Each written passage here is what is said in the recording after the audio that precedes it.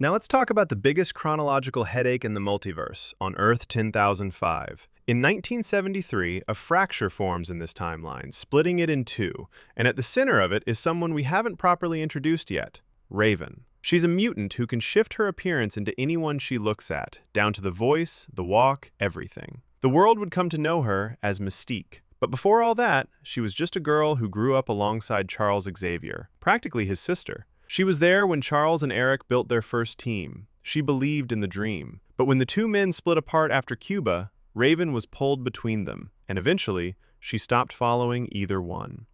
By 1973, she was on her own. And when she discovered that a military scientist named Bolivar Trask had been capturing and experimenting on mutants to build a fleet of giant robotic hunters called Sentinels, she didn't wait for permission. She found Trask, and she took him out.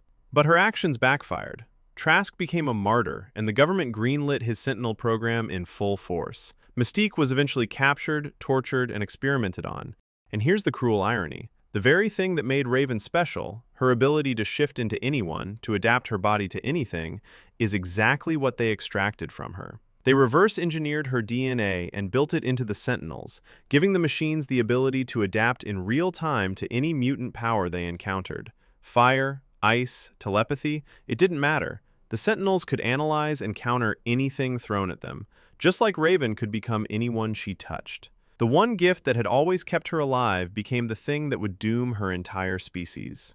What followed was decades of escalation, until by the 2020s, those machines had driven mutant kind to the edge of extinction. We'll come back to how this timeline gets rewritten.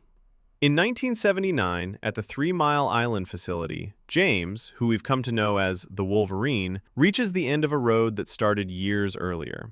After walking away from William Stryker's Black Ops unit, disgusted by what they were doing, Logan tried to disappear. He settled somewhere remote, lived a quiet life as a lumberjack, fell in love with a woman named Kayla Silverfox. For a while, it looked like he might actually get to be normal. But Stryker had other plans. He sent Victor, Logan's own half-brother, to take Kayla out. Logan, consumed by rage and grief, went straight back to the one man he swore he'd never work with again. And that's exactly what Stryker wanted.